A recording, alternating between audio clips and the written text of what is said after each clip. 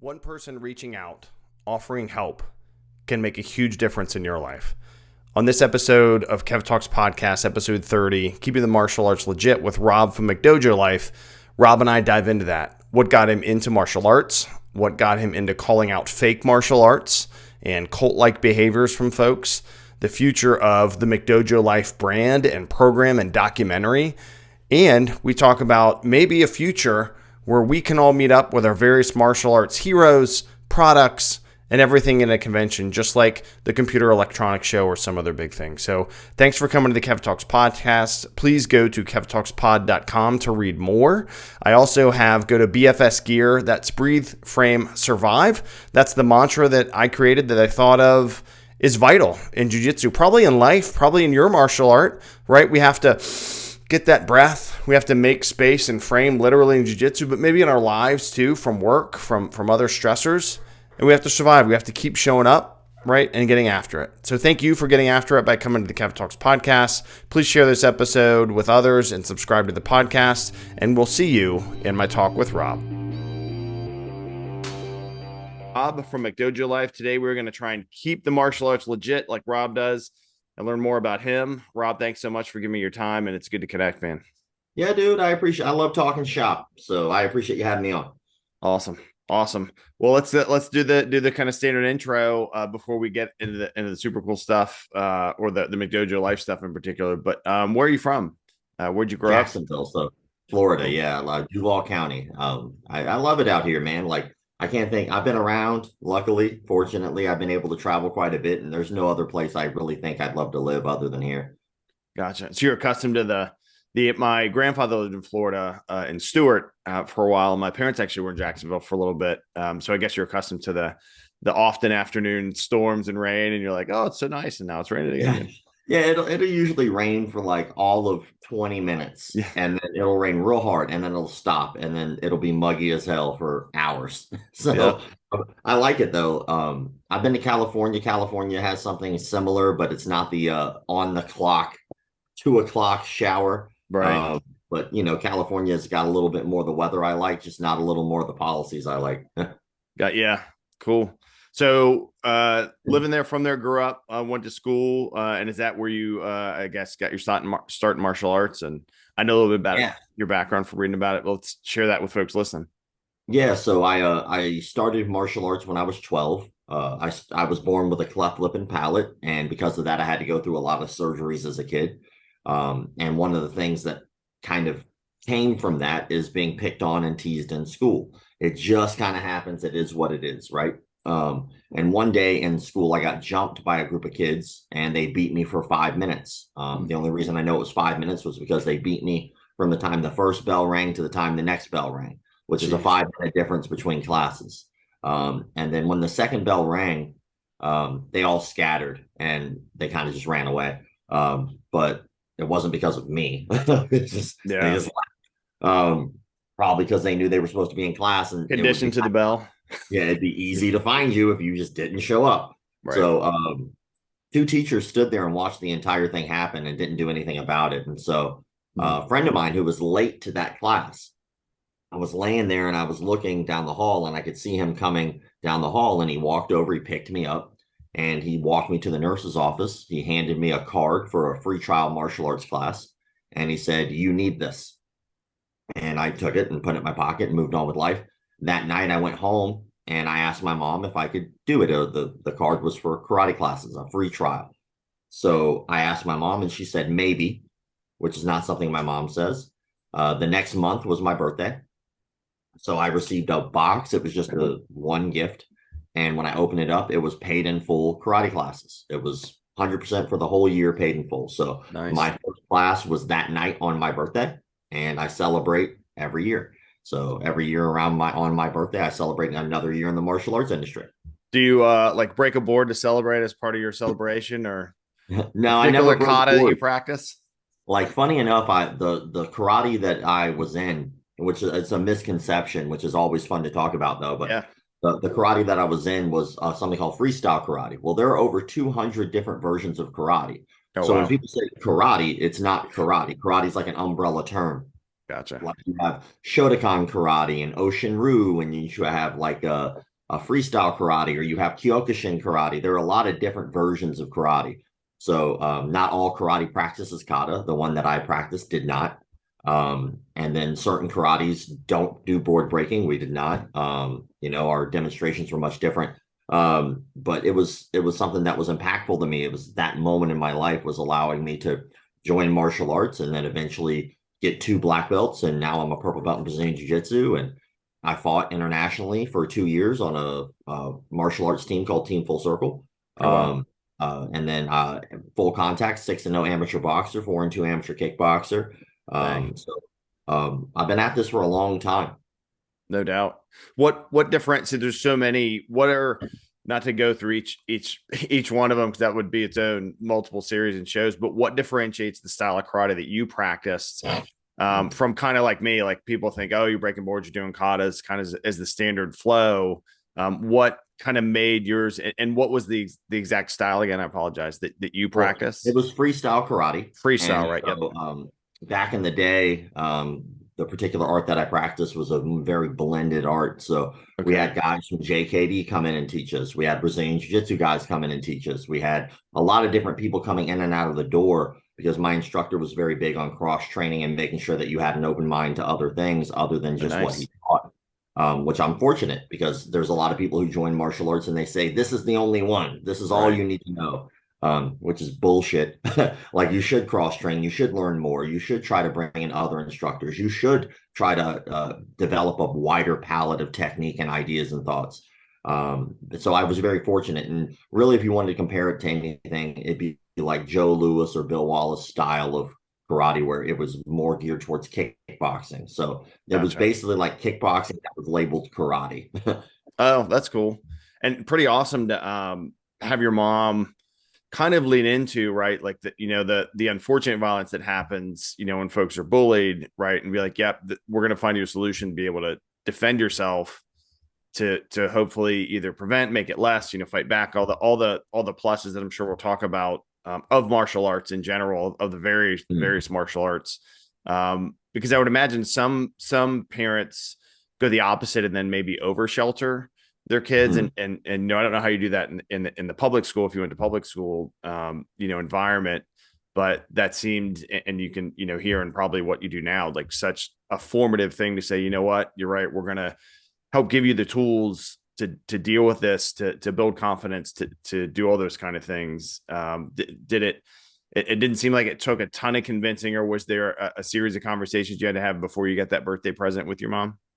No, I think that she was aware that it was something I needed. Like, I had consistently asked to join sports as a kid.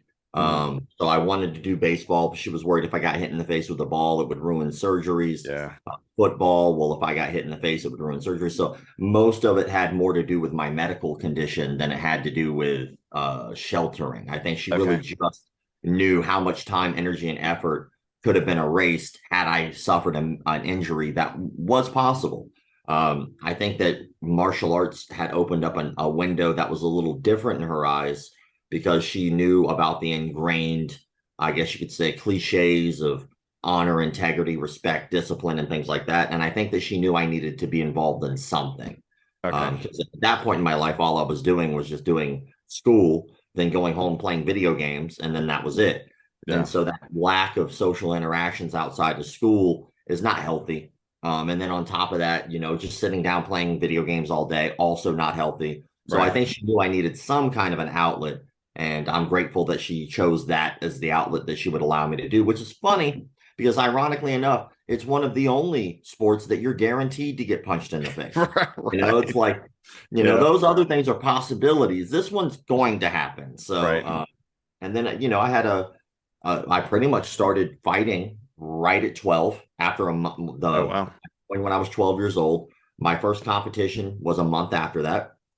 I was there specifically to want to learn self-defense. Everyone joins for different reasons, but my goal was to stop getting my ass whooped. So I was trying to throw myself into as many competitions as possible, training it every day if I could. I'd be there before class started training. I'd be there after class was over until they kicked me out of the doors.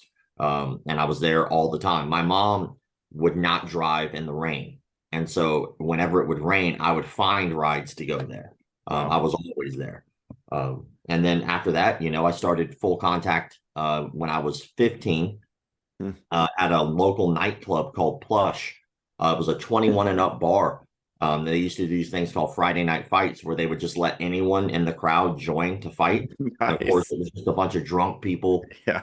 But the reason I was able to do that was because the promoter was my instructor and he gave me a rule. He said, well, you can fight, but then you have to leave. And also you have to get your mom to sign a waiver. So my mom had signed the waiver and then I was off to the races. My first guy I ever fought was 30 something years old.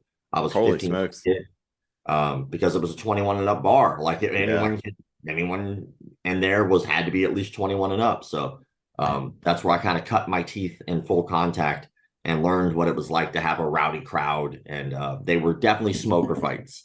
People in the ring with cigars, putting their drinks on the ring. It was a rowdy place, but I got fortunate to be able to tape and film all those. Wow, that's pretty awesome. So for for kids being bullied, is that something you would suggest is getting some sort of martial arts, some sort of activity to learn that self-defense like you did, or just, and I imagine there's no one size fits all to the that issue of bullying, but I guess what would your advice be to kids that have a similar thing going on? First, let's address the word bullying. Yeah. I think that's a bullshit, nonsensical word, and I think we need to stop using it. Think about the word itself, bullying. There's no solution to bullying. There's no laws against bullying, and you can't really even define bullying because within bullying, we're talking about multiple issues that could span tons and tons of conversations that don't actually pinpoint what bullying is. If we start to dissect what bullying is, we start to break down the issues, we actually already have laws and rules and regulations against it. So when people are campaigning against bullying, cut that shit out. Campaign to get rid of the word. The word basically says that assault is now bullying. Stalking and harassment is bullying. Right. Yeah. Okay, so if someone beats someone up, it's very popular nowadays to say they were bullied. No. That's assault and battery. It's a crime, right? We have rules and laws against that. Treat it as such. If a child, like there was a gentleman out there right now, a friend of mine, his name's Tom DeBlas. Tom DeBlas is very well known in Jiu Jitsu circles. And he's been campaigning to get schools involved with his organization to try to get kids who were bullied into martial arts programs pro bono to allow them an outlet. That's amazing. Yeah. But as adults, as the people in charge, as the people and the lawmakers and the rule makers, stop saying it's bullying when it's not. If someone's stalking and harassing someone, that's stalking and harassment. That has a rule against it. Also, I think we should hold children to very similar standards to how we hold adults when it comes down to actions. I think that if a child steals something, do I think that child needs to be put in prison forever? No, but I do believe that they should understand the consequences. And it's the same thing when it comes to bullying, because nowadays it's much different than when I was a kid. I used to get bullied at school and then I could just stay home and it was done. Well, the internet wasn't as prevalent as it is now. So what happens now is a kid gets bullied, he gets filmed, memes get made about it, whole entire Facebook pages get made about it, and then the entire school continues to heckle that kid until they kill themselves. Right. You can't escape it nowadays. So step one, stop using the word bullying, start calling it what it is. The other thing would be find an outlet. I don't think it has to be martial arts. I don't think it has to be sports. I don't think it has to be anything. I think just people have the need to want to feel accepted by a group or community. And something I talk about often when it comes to this, because obviously I'm somebody who was an advocate for anti-bullying, is what's the worst thing you can do to the most hardened criminal on the planet? Other than not prison, really, because they're used to that. No, even in prison. They're in prison. What's the worst thing you can do to the most hardened criminal? Isolation, probably. Isolation. Yeah. It is the worst form of torture. Isolate them. And what happens when a child feels like when they're being bullied? They're being isolated away from a group of people. They feel like they're alone. And so they're put in that position where not only are they feeling like they're outcast, but they're reminded about it every day. You're a loser. You're a bum. No one likes you. This is us making fun of you. All of us think that you should be by yourself. You should kill yourself. You're ugly. You're fat. You're whatever, right? That's isolation. They're being isolated away from being accepted. And so I don't think it has to be martial arts. I think it just has to be an outlet where someone accepts you. And all it takes is one friend, just Yep. one. If you just had one person to reach out, and like, for instance, my story and how I started martial arts, I just got lucky. I had one acquaintance at the time who now is one of my closest friends, still to this day. He showed some type of care. He picked me up. Teachers didn't do that. They watched me get beaten. He walked me to the office and he took the time to say, hey, I think you need this. And I did. And it gave me an outlet. It gave me friends. It gave me a place I could go where I felt accepted, away from the place where I wasn't. And I no longer felt isolated. Yeah, that's a great perspective. You know, and for adults too, to your point, like adults with other adults, because there's so much inaction of, oh, I see that person like crying in the hallway, but I'm going to keep walking by and look at my phone, or, you know, just that one little, hey, are you doing okay? Totally changes someone's life and literally could save their life, to your point, because they're in the worst spot. Maybe something happened in their family, or they are isolated, to your point, from coworkers or classmates or somebody else, and makes a huge difference. And maybe think of, you know, one of the random things that pop up in my thread of this guy, and he started soaking himself in like fluid, like gasoline or some kind of thing like that. And you know, the title's like, hey, everybody helped except, or nobody helped except like the homeless guy. And so then there's all these people looking, they're just standing there. He's doing this, he gets the lighter out, and everyone's just moving away, right? Just watching him. And then this guy comes up and like takes the lighter out of his hand, he's talking to him. And it's like that one difference, that one person, to your point, can either on the spot, it seems, save their life, and, you know, or show that, hey, we do care. And I love your perspective where it doesn't have to be martial arts, you know, but something where you are part of a group, and there's a lot of that out there, a lot of options. You know, what does that person like to do? You know, what are they should interest in, or if it's your child, and then, you know, kind of steer them towards that. Because the other thing too is you're not alone. You find when you start talking to other folks that have issues, problems, challenges as well, right? Which is also hard to do when you're isolated, right? You don't feel like really talking to a lot of people. Yeah, it happens. It's kind of like all consuming. You know, you wind up going down this weird spiral where you isolate yourself in order to get away from the people who were trying to harm you. And then so you self-isolate. Well, then after you self-isolate, it puts you in a position where now that becomes a comfort blanket. And that comfort blanket is hard to get out of. Then all of a sudden, now that thing that you're using to help you is harming you. And then it's hard to get back out because you're afraid. You're afraid that, you know, do you even remember how to interact with people? All the things that these people were saying about you are still stuck in your mind. Are you that thing? You know, and you have this identity crisis where you start to believe the bullshit people say about you. And nowadays we have these weird acknowledgments that didn't happen before. Like if you get on your cell phone, we're looking for more likes. Likes make you feel good. You're looking for comments on your post. You're looking for people to share your stuff. And it gives you like these great endorphins, and it makes you feel good that people can acknowledge, you know, when people get excited about going viral, oh my God, my video did this. So we're getting rewarded for some of the most heinous behavior. If someone's being harmed, I could go over there and not film it and walk over and help someone, but I won't get a like. I won't get a comment. Right. No one will share that. So where's my reward? I'll just be a good person. Like it. And then we live in a society as well where you're shamed if you do try to make politeness go viral. Right. Like people shit on people all the time who film themselves doing something nice for someone else. Why wouldn't we want that? Yeah. If you ask permission, why would we not want politeness and kindness to go viral? Right. You know, like who are we being criticized by? We're being criticized by strangers online who did nothing for anyone else other than criticize you for being polite. Like you should just do that and not show everybody. But to your point, like why not show the good?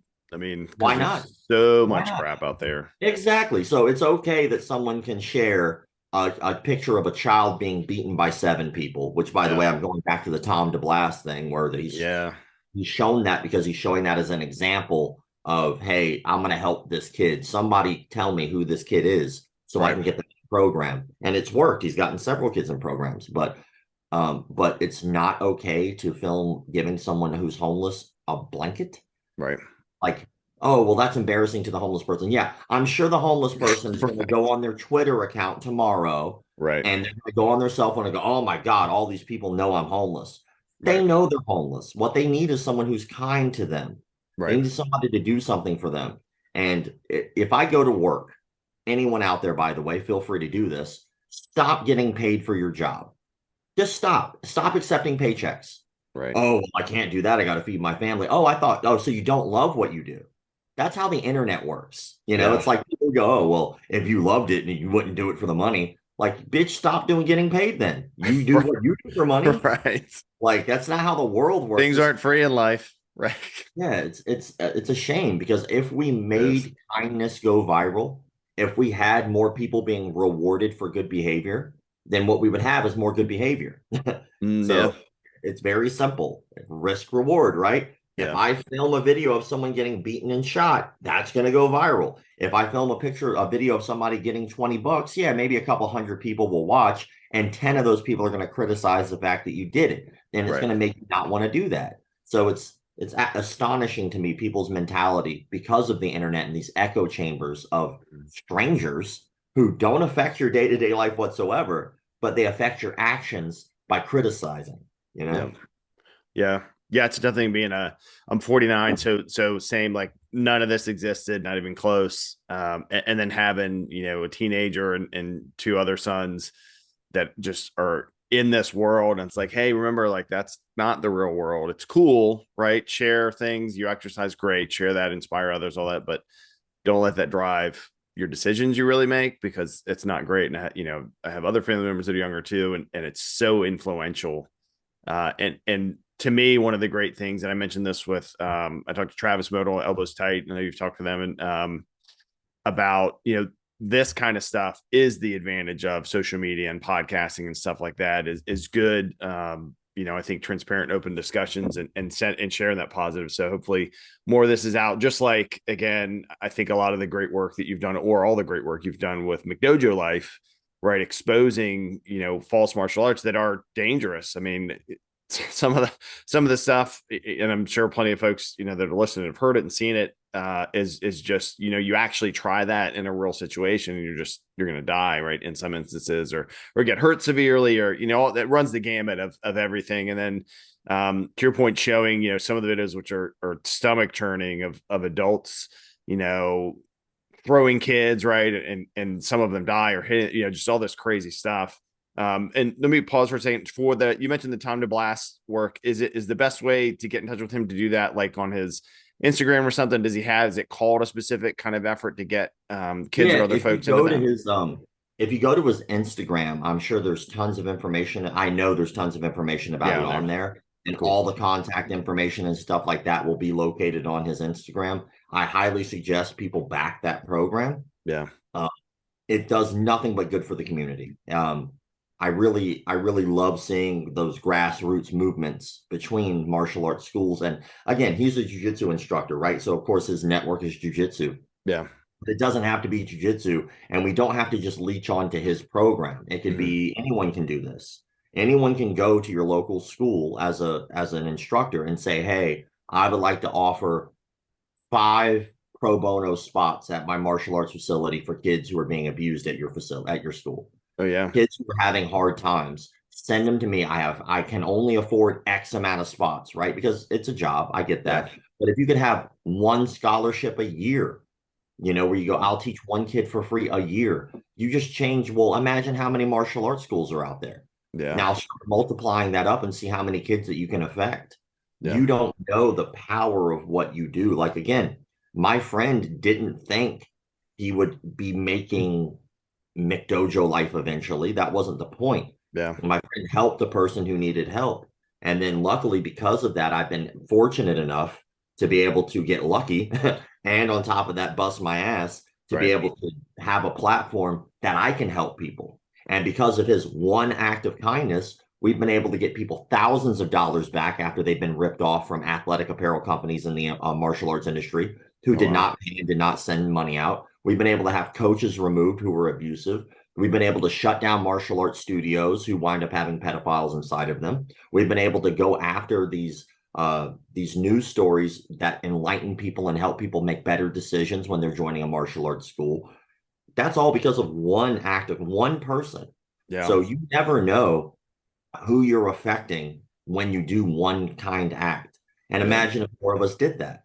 Well, we could be affecting change on a global scale just by giving a shit. Yeah. It's not hard to give a shit. It's actually easy to give a shit. Yeah. It's hard to ignore bullshit. Yeah. You know? That makes sense. It's like the positivity butterfly effect. Like, do that one thing and then it ripples and makes a big difference either down the road or across the world. Literally. I mean, to your point, like now you've reached folks all over the globe, which is pretty amazing, which your buddy probably never thought of when he was like, "Hey, try this class." Yeah, it was strange, man. I went to Karate Combat, not this last time. I was there, but the time before that. And I invited him out. I was like, "Hey, man, why don't you come to Karate Combat with me? We'll have a good time." Nice. And it was like the first time in a long time that he's seen me in a martial arts environment.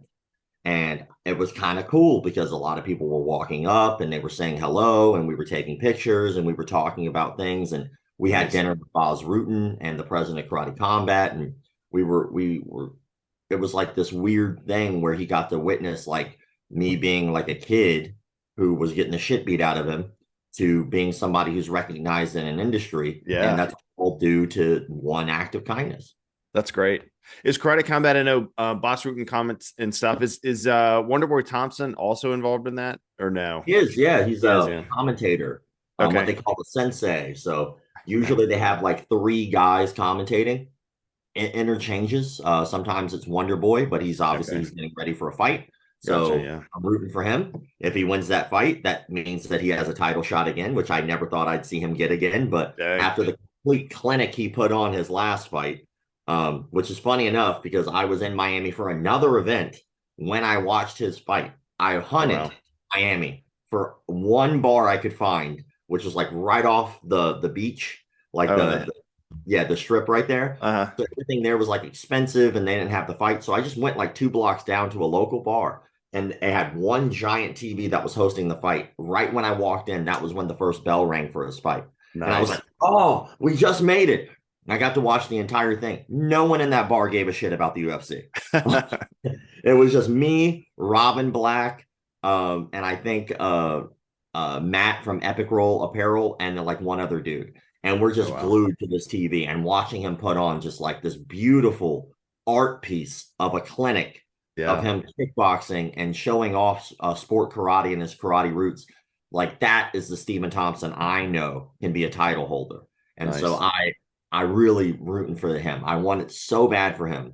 And so if he wins this next fight, that's in the cards. Wow. Yeah, it's such a fun style to watch. Like the amount that he moves it's exhausting watching him like move around and jumping and you're like, man, but it's not like he doesn't put the work in to get there. So, but yeah, it'd be super great to see him fight and win a title. Frankly, it'd be cool to have him hold that belt. Yeah, man. Maybe I'll get lucky and be able to be there. I'd love to be there and support like that when that comes. I know his next fight. His dad's cool as shit too. Ray's awesome. They're just really nice people. Like they just are. That's who they are. Their entire family is cool. And they're very hospitable. Their gym is incredible. If you've never been South Carolina, right? Yeah. Simpsonville. Simpsonville. Simpsonville. It's an incredible gym. It's beautiful. It looks enormous. I've seen the I think probably between him and then like Sensei Seth that's on there or at that gym a lot. It's enormous.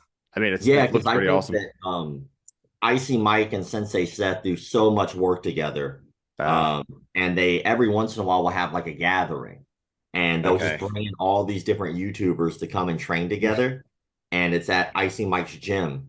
And then Stephen Thompson's gym is a couple hour drive away, but it's not that bad. I think he's in Myrtle Beach, around Myrtle Beach area. And then you can drive up to Simpsonville to go to their gym.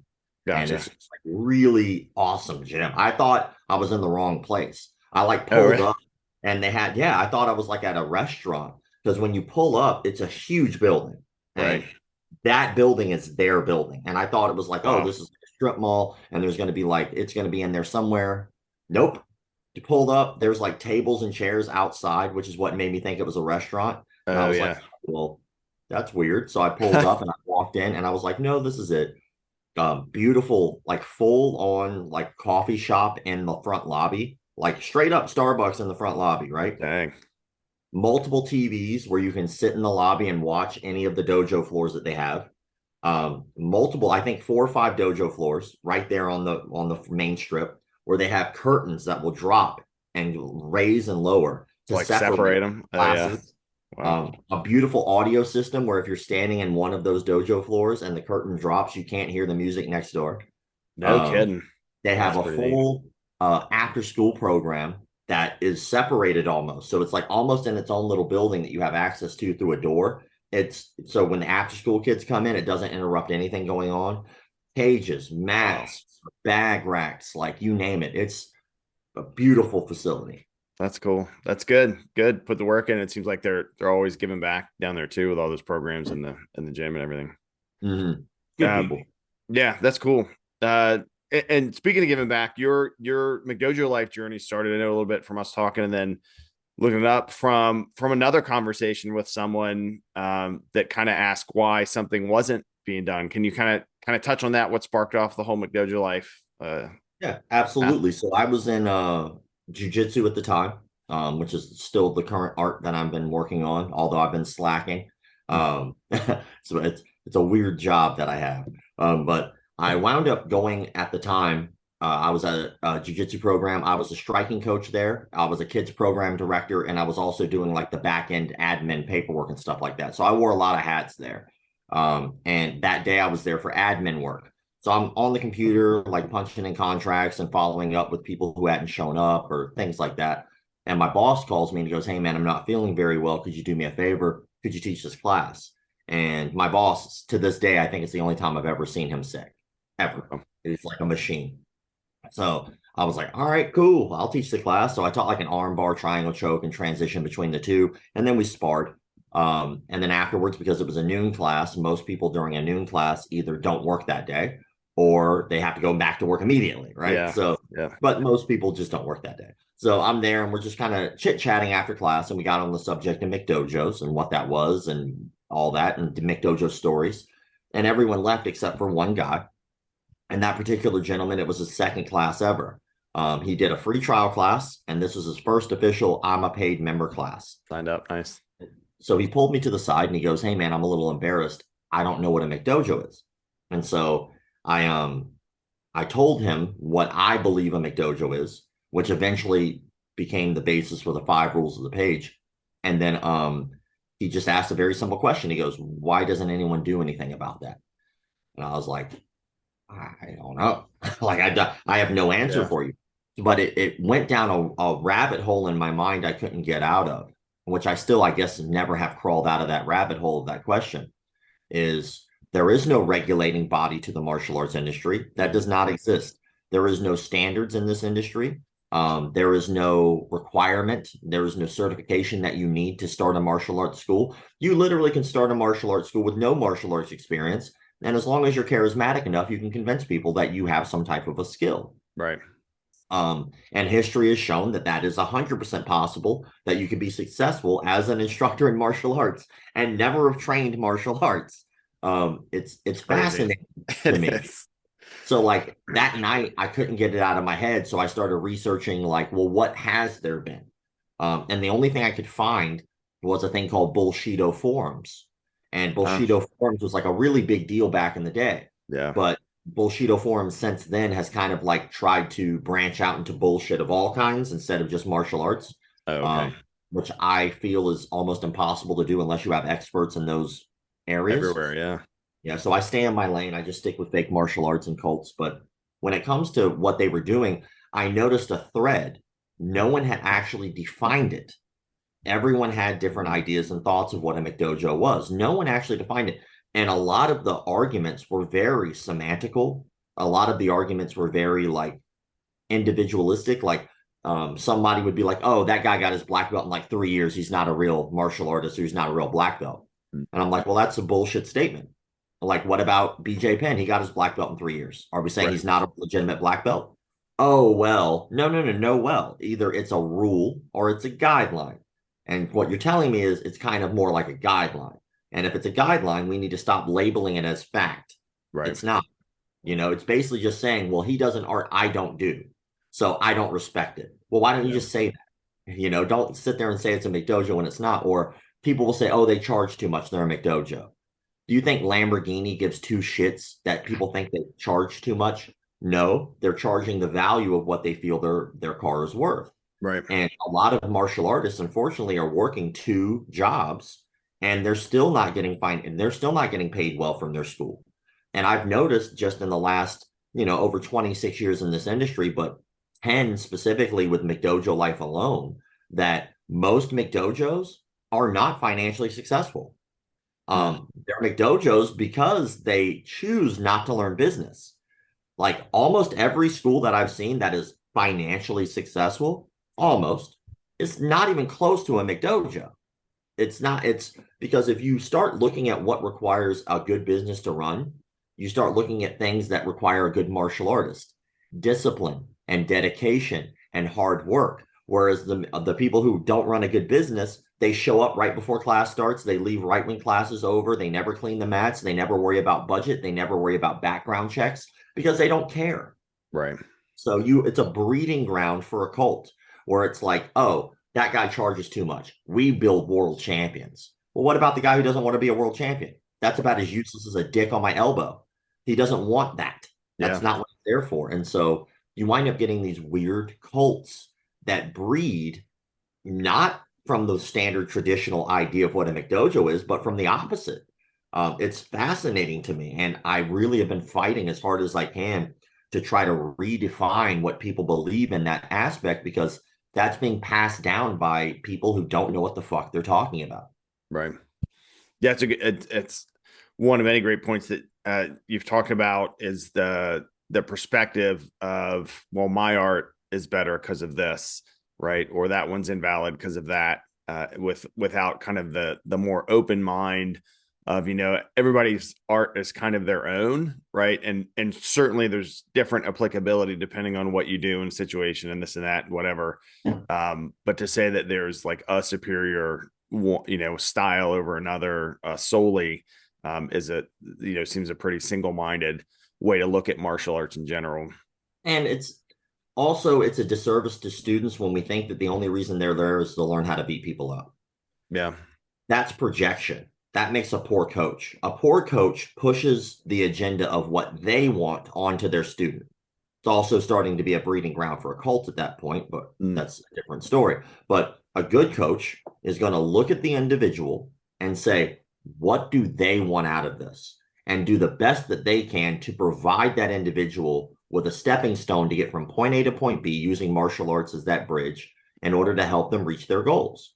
So if somebody comes in, I'll give you a couple examples. Let's say someone, which is an example I use often, I've seen it over the years, where someone who's obese comes in to a martial arts gym.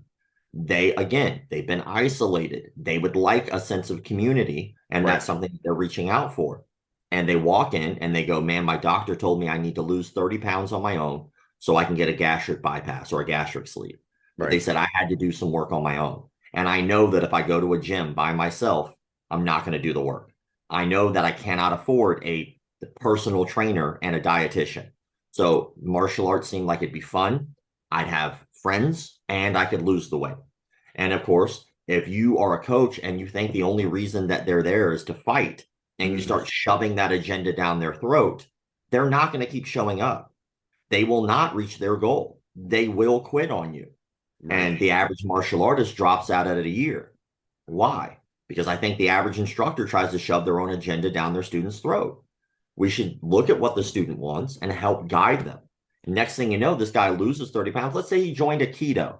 And everybody loves shit on a keto for good reason. But let's say he joined a keto, right? And let's say that same guy lost 30 pounds because any activity would be good activity for someone who does no activity. Sure. Yeah. So he loses 30 pounds like that, right? Then all of a sudden he gets the gastric bypass, and then all of a sudden he loses an extra 150, 200 pounds. Best shape of his life, saved his life, changed his life. Right. Then he goes online and starts showing off the Aikido that he's learned. that he's loved, that saved his life. And here comes some douchebag who goes, oh, that's bullshit. That doesn't work on the street. That's just as fucking stupid as me putting up a shelf in my office and someone walking in and going, that won't work on the street. No shit. Right. I'm putting up a shelf. Why would I do that on the street? That's the dumbest shit I've ever heard. Right. Because that guy's goal is not your goal. Mm. And we shouldn't necessarily shit on someone else's goals that are not our own. If Right. it's making their life better and their instructor's not lying to them, who cares? Who cares? But martial artists are so self-deprecating in our own industry where we love to just attack everybody who doesn't do what we do. And the only reason we do that is because the guy who taught us did the same shit. And we learned from them. That's a great point. Learned behavior. And it sounds like there's opportunity for, you have a core curriculum in each art, I would imagine, right? But you can still cater that as the instructor to the individual person, right? So if, say I compete a lot, great. I'm going to train a little bit different or a lot different or more often or hard, whatever, than other folks that just want to come in and, to your point, lose weight, be more active, not be alone, be welcomed, right? And by and large, it seems that the legit, right, martial arts places are a place to do that across the different, whatever art style. And, to your point, Nikito, and you're right, that's an example that probably bubbles to the top the most, right? That folks, and you see the flips and I'm kind of touching you and I throw it. But to your point, which is a great perspective that I'm taking in, from you now is, but that guy loves it and it changed his life and it made him better. And why does it matter? Because you think, well, what if someone attacked him? He's not going to do Aikido, but who cares? Like, why do you care about that? It's a great point. Like, as long you're as not they're his being honest, bodyguard or something. Hey, they're being honest to him. If they say, hey man, you're going to learn some self-defense. Yeah. But in all honesty, this isn't really a self-defense art. It's more like an expression. Mm-hmm. And there are videos and photos and countless articles written about Sensei doing chi powers and knocking down 30 people at once and all that stuff, right? People are shades of gray. So, like, let's say hypothetically, there's George Dillman. Let's say George Dillman, in the beginning of his career, very much legitimate. He competed. He was a guy who fought people and stuff like that. But somewhere along the line, he lost his mind. He had a lot of yes men who made him believe he can knock them out with his chi powers without touching them, right? But even George Dillman had to have affected someone's life positively. I mean, one of the things that he did for sure, that is a fact, is he did buy Muhammad Ali's gym. Like when Muhammad Ali's gym was getting sold, he saved that gym. So that's one good thing that he did, even though me personally, I think George Dillman's a huge huckster and a fraud. I can't sit there and ignore the good just because I think the majority of what he did was bad. Right. And it's the same thing with like Aikido. Just because 90% of Aikido is not effective on the street doesn't mean that other 10% does not have value. And it does.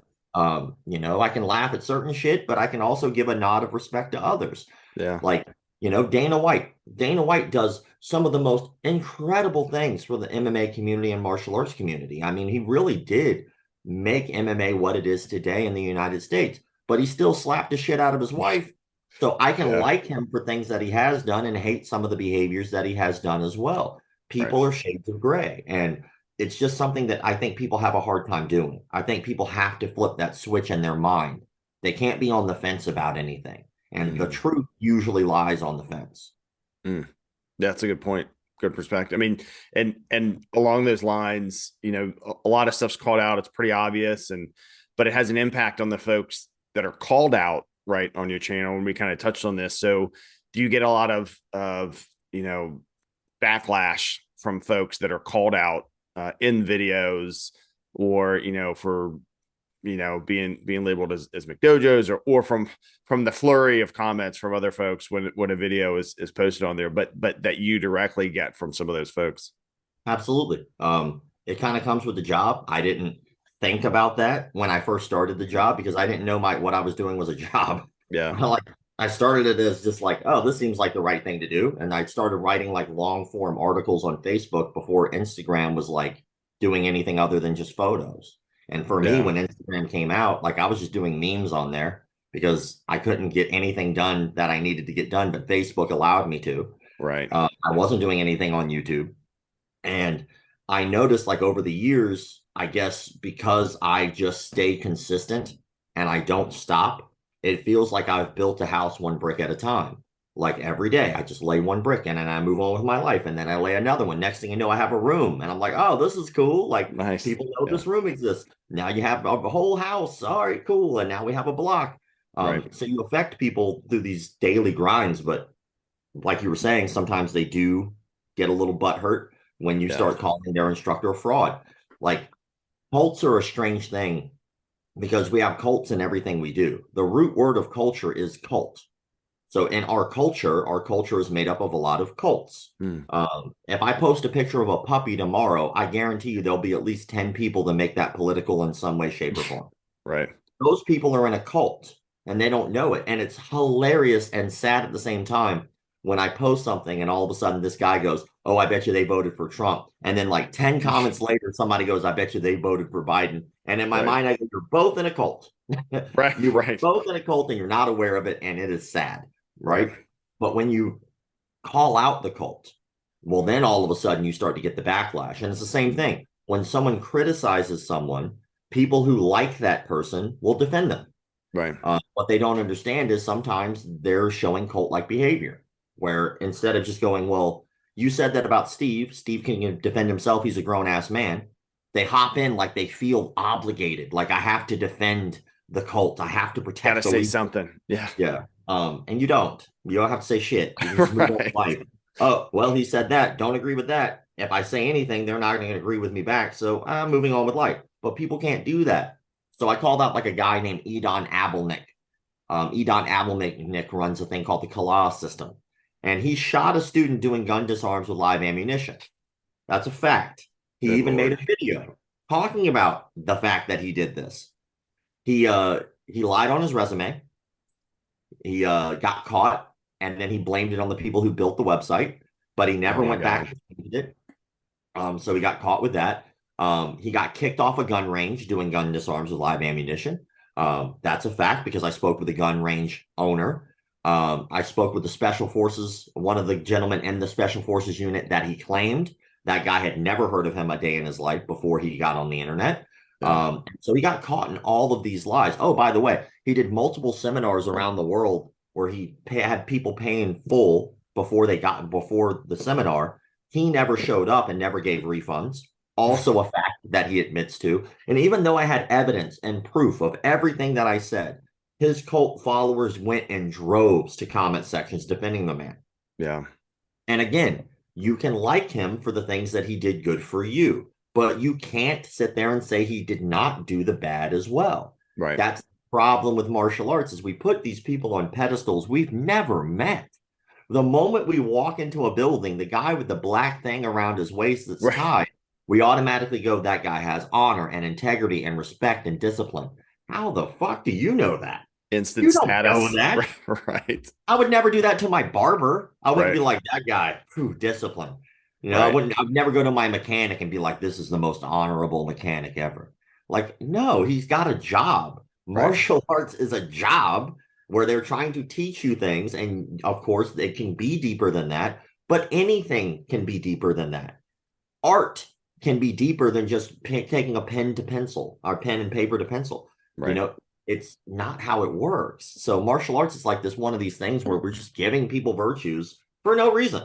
They didn't earn it. And so these cult leaders, unfortunately, or the cult followers, they see the leader and they put them up on this high pedestal beyond reproach. Yeah. No, I smoke weed. I drink way too much. I do not take care of myself dietarily, and I don't train as much as I should. Those are facts about myself. I am not perfect whatsoever. I have made mistakes. I have lied to people in the past, right? At the end of the day, I'm not perfect. I am not saying that I am, but your instructor fucking isn't either. So stop pretending they are, you know? It's a detriment. That's a great thing is maybe folks are the folks being honest with themselves where they are in their lives to be able to just put all that trust in someone instantly because, you know, they have a certificate on the wall. To your point, there's a belt around their waist that people know generally means something or should mean something, I'll say. Have you found to that, like for the folks that believe some of the magic no touch or, hey, you know, and we've seen the video, all right, just do this and then stop and I'll run at you, but I plow you over that guy.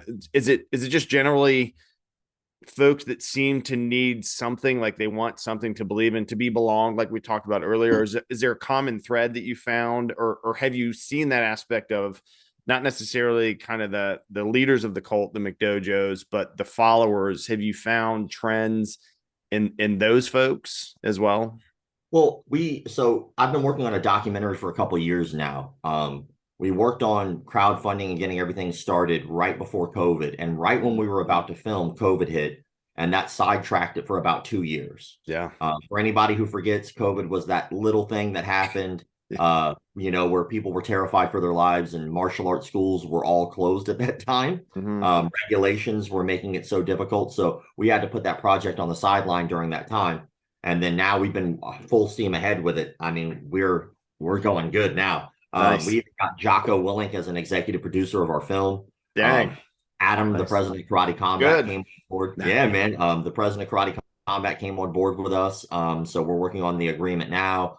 Cool. And then now we're still in talks with Zoltan for Five Finger Death Punch, who's a third-degree black belt in jiu-jitsu. And then he might be coming on board. So we've been full steam ahead to try to make sure that we can make something that is truly groundbreaking. Like, it's never been done. So we want to make sure we do it right.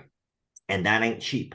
Yeah, no doubt. Like, I even had a dude one time, he was like, why don't you just take your iPhone and just like get in your car and just drive? I'm like, yeah, I'll just drive to Japan. Right. Yeah.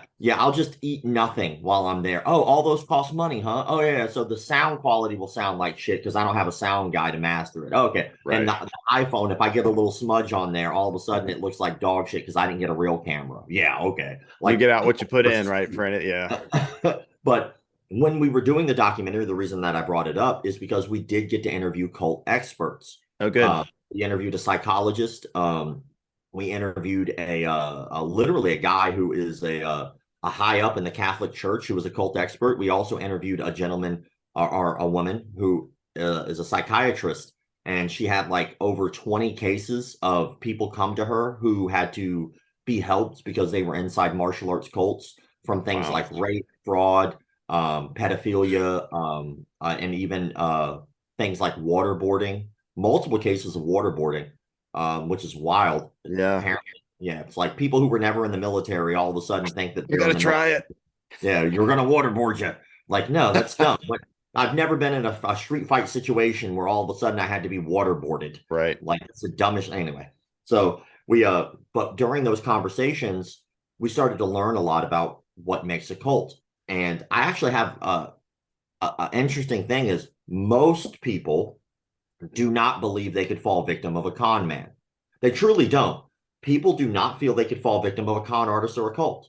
They think they think that they got it, right? But I actually have a series of questions to prove to anyone that that's absolutely ridiculous. All of us, any of us, can fall victim of a con artist. Yeah. And the questions go just like this, all right? I'll ask you, Kevin. So, are you a doctor? No. Do you think you'd be better at performing open heart surgery than a doctor? No. Do you think you'd be better at performing a brain surgery than a doctor? No. Are you a lawyer? No. Do you think you'd be better at practicing law than a lawyer? No. Are you a mechanic? No. Do you think you'd be better at fixing a car than a mechanic? No. Are you a con artist? No. Do you think you'd be better at understanding cons than a con artist? No. Exactly. People forget that a con artist can be a job, a career. There are plenty of examples of this where you had to practice and work on that craft to be able to manipulate people. Yeah. It's not a thing that they just got lucky. Oh, all these people were naive. No, a lot of times people are very well educated who fall victim of cults. Look at the documentary Wild Wild Country that's on Netflix. That particular cult purchased land in the United States, and that cult was made up of doctors and lawyers and architects and engineers, and the cult itself built the town. The cult built the town. It wasn't like they outsourced it. They built it. And so these were not dumb people. These were highly educated people. Right. And next thing you know, the town next door, they start getting poisoned and killed because of the cult. Holy smokes. Like, what people think is they think that they're smarter than they are. We're not. We all probably are smarter at maybe one or two things than most And people. other folks. But other than that, that's it. If I go to my barber is probably way better at cutting hair than me because they went to school and studied. Yeah, it's their thing. If I went to my mechanic, they're better at that. But that doesn't mean they can't be taken advantage of. I would have to go to a cult expert, a psychologist, or I'd have to go to someone who has been victim of a cult to really understand what that's like. Me, myself, I've been studying cults in the martial arts industry for over a decade. And still to this day, I'm always learning something. Yeah. And it just astonishes me how naive people really are to think that they can't fall victim of a professional in their profession. Yeah. You know? Yeah.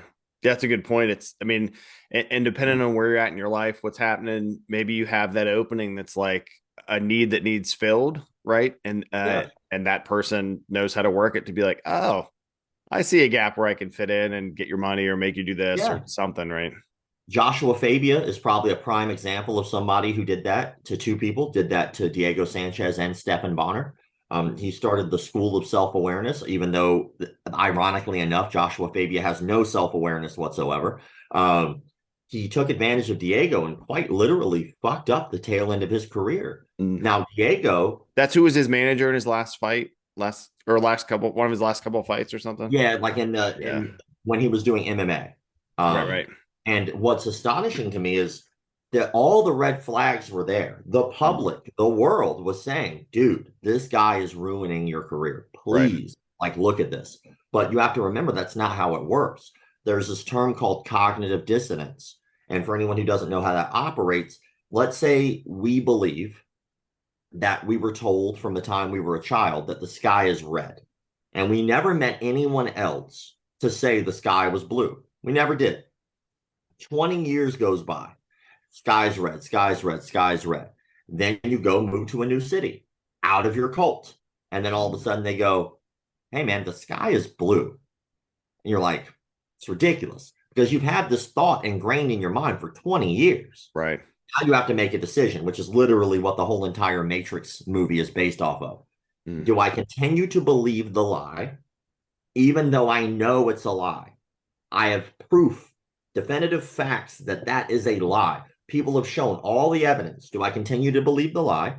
Or do I uproot my entire belief structure, my entire world, and change my mind? Most people continue to believe the lie because when you're in a cult, you have to remember that, let's say in a martial arts studio, right? There's little things that people do, even in jiu-jitsu, that are cult-like, like the term creonche, oh, you're a traitor, you went to go train in another gym.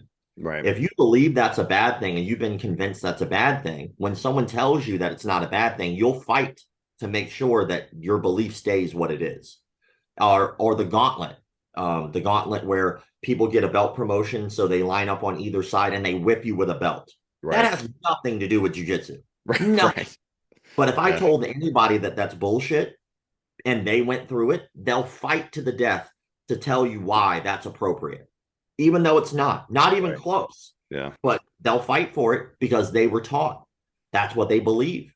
Even though the cognitive dissonance is right there. I could say, how does that help your jiu-jitsu whatsoever? They will not have an answer. Right. In what part of jiu-jitsu do we apply getting whipped with a belt? Right. Is there a curriculum about getting whipped with a belt? Is this going to make your guard better? No, it's not. It's just a bullshit ritual that someone came up with. And people are like, well, it's traditional. No, it's a tradition that was started by very specific gyms. I can make a tradition out of anything, right? Traditionally, I wear this hat. That's my tradition. It's not traditional because I didn't start wearing the damn hat. Wearing hats has been around, right? But me personally, I started my own tradition, right? So when it comes to belts in jiu-jitsu didn't originally exist. When jiu-jitsu first came around, there were no belts. Belts came later. So it wasn't something that was developed at the beginning where the founder was like, yes, you must get whipped with belts. That's bullshit. Some dude just made it up. And then some naive people just went with it while they were being taken advantage of. And now some dumbasses keep perpetuating that cycle. And yes, 100%, I am talking to you. Anyone out there, I call you a dumbass if you think that getting whipped with a belt by multiple people is somehow a part of the jiu-jitsu journey. It's not. You're being taken advantage of. If someone said that shit to me, I'd be like, no. That's it. Problem solved. Do I not get the belt anymore? Like, am I excommunicated? All right. Like, no, I'm a grown ass man. I can make decisions on my own. I don't need to do it because everyone else is doing it. That's that whole "would you jump off a bridge if all your friends did" comment. Like, apparently a lot of you motherfuckers would. Although I will say, I did just watch The Accountant recently, and Ben Affleck does use his belt to whip someone in the face and then do some things like that. So I don't know. According to Hollywood, there's belt fighting. So perhaps that's the application or something like that. I don't know. I gotcha. Yeah, it's just strange because a lot of people they'll do cult like stuff, and then they'll point at a different cult and they'll be like, "Oh, that's ridiculous." I'm like, "Don't you get whipped with a belt?" Well, it's different. Like, okay, why? Because it's jujitsu. Who gives a shit? Like, fighting is only important in 3 places. Feel free to correct me if I'm wrong, but fighting is only important in 3 places: in a martial arts gym or studio or dojo, whatever you want to call it, in an actual altercation where you have to defend yourself, or in a tournament setting, whether it be an actual fight or a tournament of jiu-jitsu, judo, karate, whatever. That's the only 3 times that skill is going to be applied. So for some reason, we put this skill on such a high pedestal. No one ever in the history of any company, like let's say it's me, I'm the head of research and development, the CEO's over here, the CFO's over there, and we're talking about how to grow this company. We're going to make this company better. Then we're having this conversation about numbers, and all of a sudden the janitor walks in and we go, hold on. Steve here is a black belt in jiu-jitsu. Let's see what Steve has to say about this. No one gives a shit what Steve has to say about this because that has nothing to do with what's going on here.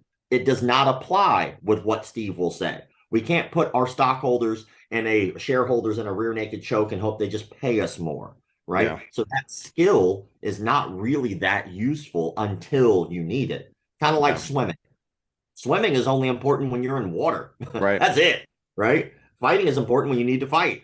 But when does that happen? So what else are we getting out of martial arts? That's the real question people need to ask. What are you getting out of this beyond kicking and punching and choking and throwing people? I think that's probably what I would say is not really a disagreement, but not a, like your 3 are like a directly tangible. When will you make these physical movements like you do in the gym outside of there, right? In a tournament, in a real fight or a paid fight or something like that. But I think it's more the intangibles that you do get out of it, right? The calmness you can have because you've just gone through adversity, the like we talked about losing weight earlier, like super legit, you can burn losing weight from various martial arts because I mean you're moving all the time, whether you're kicking, punching, doing both of those, rolling, all that good stuff. And to me, that's I think the mental aspect of pushing yourself, particularly if you're someone that hasn't pushed yourself in your life, or maybe others have pushed you, right? And now it's up to you to do that on your own. That to me is the biggest value of it. Absolutely. And of course, 100% agree. And yeah, it helps if you can hip toss somebody that won't leave you alone and they grab you. But that's kind of the point, right? The point is that so many people put the skill of fighting on a pedestal, and that's not the point at all. Right. People, I think, have this idea or thought of Pai Mei being real. Like, and anybody knows who Pai Mei is. It's the character from Kill Bill, right? The old man on the mountaintop who's invincible, that no one can beat, who's like 175 years old, right? Like, that's not real. That's a character in a movie. That's not how reality works. Reality works like this.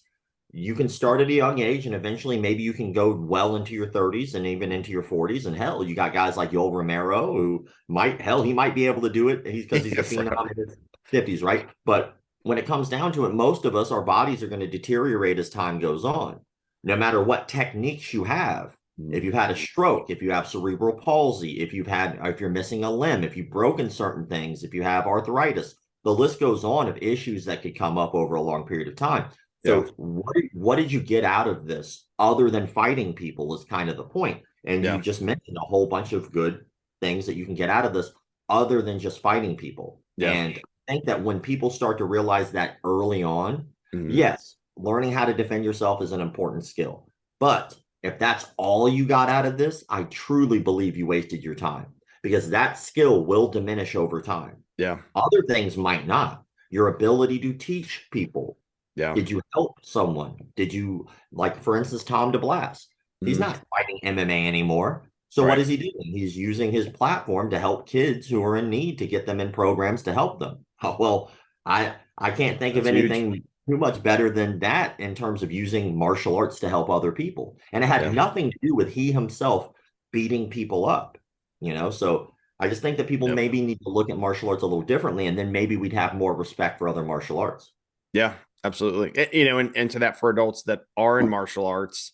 So I've been doing jiu-jitsu like 4.5 years. And I think I'm 49, right? So I'm one of the older guys. So it helps keep me active in addition to working out, all that good stuff. And I'm a father, so I'm a little different. So I'm used to kind of teaching people either at work or at home as a dad, and learning, trying to be a humble dad, all that good stuff. But it helps in martial arts, right? So when I'm in jiu-jitsu class and that new person comes in, whether it's, a man or a woman, or they're big or they're small, whatever. And when you're new, you're just going to get it, right? You're going to go, oh my God, this is awful. Ooh, and then realize, yes, I want to do this, or I'm out. Right. And so for consciously, and not just jiu-jitsu, but whether you're, in Taekwondo or karate or whatever art you're in, right? You are going to be better than the person that walks off the street, right? If you've been there for a few weeks, for a few months, certainly 6 months or a year or more. And so you really have an obligation, even if you're not the instructor, to like not screw up that person's like life and martial arts journey right there. Like you can really help make a difference when you see, and the biggest example I get is, of course, when you're first rolling or even warming up or drilling, right? And you let's say get in the mount and someone's not used to that, or they had an experience where they were getting beat up from someone, some bad, and it's flashing back to recognize them and realize, like, do they look totally freaked out right now? Are they having a good time? And if not, you're not there to prove like you can beat the new person. Of course, like they're new. Just like you should be able to. Just like if I just started reading the book on computer programming and you're an ethical hacker, like you're going to ruin my whole setup. But that's not really what you should do, right? You should share that knowledge, help me get better. And so I like your point, not just if you're the highest level person that's had a successful MMA career, you're at the top, like Tom Blast of jiu-jitsu, and all that. But really, if you've been there just a little bit, like help the folks come in and think back to what it was like for you. You couldn't throw a good kick either. You looked like shit when you started, right? But now you have a better kick. And so help that person get better instead of just looking at him. And I generally from legit, like I did Taekwondo when I was younger, and then jiu-jitsu when I'm older, have generally found, again, the legitimate non-McDojo places are very welcoming with that. And that's what gets people to stay. I think in the good places, the folks that leave just don't want to do it, right? And maybe they did get smashed a little bit, which is going to happen. Like you're going to get hit, to your point, you're going to get kicked, or you're going to get, choked, and it's going to suck. And then it's up to you, right? Other than if you're being abused or in the cult or, something like that, like the other part is up to you. So there is a give and take, I think, of be nice to folks, welcome them, help build them up. But, for folks that want to get into martial arts, you got to realize like it's not easy. Any of them, right? You're going to have to put some work into a legitimate martial art, whether it's boxing, wrestling, karate, taekwondo, jiu-jitsu, whatever it is. And there's so many more. And it's fine. It's like your own test. Like check it out if you like it, and then go to the next thing on the menu and try something else, or realize, you know what? I just want to go to Planet Fitness. I don't want to do this. And that's cool. I want to add to that too, because I think it's an important thing for martial arts school owners to keep this in mind. A good business doesn't blame the customer. So if you're trying to run a good, solid martial arts program and people are leaving, which in the business we call that your retention rate. If your retention rate's dropping off a cliff and you keep blaming the student, oh, well, they're too lazy, or it was too hard, or they didn't like it. And rather than blaming them and saying, well, that's on them. No, it's not. It's on you. Yeah. How can you fix that? How can you make it a better environment for your student? How can you make it so that way they're enjoying the program? It doesn't have to diminish the technique, but what it does have to do is it has to be more, I guess you could say, thoughtful in terms of what the consumer base is looking for. And most people are going to martial arts aware that it's not going to be easy. So if there are martial artists, we don't cold call people. We're not just randomly going on the phone book. They already wanted to buy what we're selling. So what we're selling hopefully will also come along with some respect and some camaraderie and a sense that people give a shit. And free piece of business advice for that, for anyone out there, you want to help your retention rates right now, incorporate 246 calls. 246 calls. If someone hasn't been there in 2 weeks, call them Hey, man, I noticed you haven't been here in 2 weeks. I just want to make sure you're okay. Oh, well, now I give a shit about my client. Right. What most people do is they wait until the bill is overdue, and then they go, hey, man, I noticed you haven't paid me in 2 months. That shouldn't be the first phone call you make. If you really care about your clients and you don't want to be a McDojo, run it like a business. And all of a sudden, you'll realize that you're running it better and you're taking care of your clients better. So you want to keep better retention rates? Stop blaming them for leaving. Start calling them when they don't show up. Care. Yeah. And then all of a sudden, you'll see your students become harder workers. They'll stay longer because they see you give a damn. That's a great point. If the constant is you and people keep walking out the door, it's that whole, you mentioned Jocko earlier, but like extreme ownership, right? Like own, okay, what am I doing wrong? And then fix it. That 246 is great. It's almost, not almost, but it makes me think of, so I do program management and healthcare IT. And so it's also a great concept, I think, to check in with your teams, right? In whatever business, it'd be good. Like, hey, check in every couple of weeks, check in every month, check in, because the standard kind of in business is once a year, we're going to do an eval and we'll talk about what you did well and what you didn't. And then, right. But are you talking about that before the annual eval, especially if it's not a good one? Because if you're not, and then if you're waiting until people are leaving your school, right? Did you talk to them about it at all? Did they feel like they can come talk to you if they're like, hey, I don't know about this? And in addition to, which probably is asked across multiple disciplines, when am I going to get the belt? How do I get the next belt? Right? That's a question that in whatever discipline you can think of, but you got to expect those questions are coming. And now the question might be, don't focus on the belt, just keep showing up. Or, okay, here's some things that you have to know to get to this, right? And that varies across too. But knowing like that's feedback you're going to have to give. Yeah, well, like setting tangible goals for students and requiring students right off the bat to tell them how important it is for tangible goals. Yeah. I find that if the only thing that's set as a goal for students is belts, that's all students think about. Yeah. That's our job to guide them. And so a lot of gyms are like this. They don't tell you to set goals. They don't say at the end of class, hey guys, here's my goal for you guys for the rest of the week.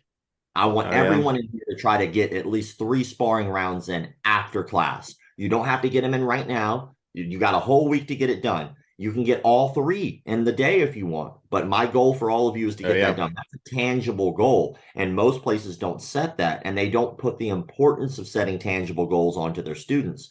Because when people come in, for instance, if they want to lose weight, if you're a good trainer, you're going to measure them and you're going to find out statistics and numbers that we can write down.